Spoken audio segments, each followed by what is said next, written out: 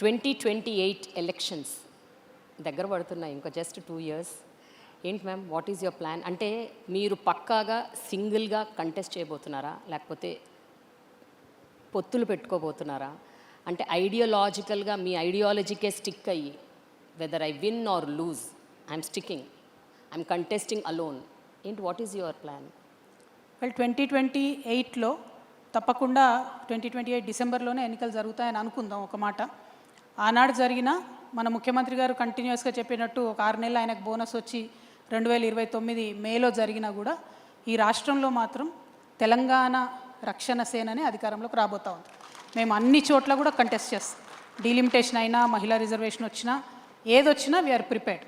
ప్రతి చోట నుండి కూడా క్యాడర్ కావచ్చు, రానున్న రోజుల్లో లీడర్స్ కావచ్చు, ఇవందరినీ కూడా డెవలప్ చేసుకుంటాం. కొత్త వారికి, ముఖ్యంగా యూత్తోని, మహిళలతోని పెద్ద ఎత్తున వారికి అవకాశాలు ఇస్తూ మేము ప్రజల మనసును గెలుచుకుంటాం.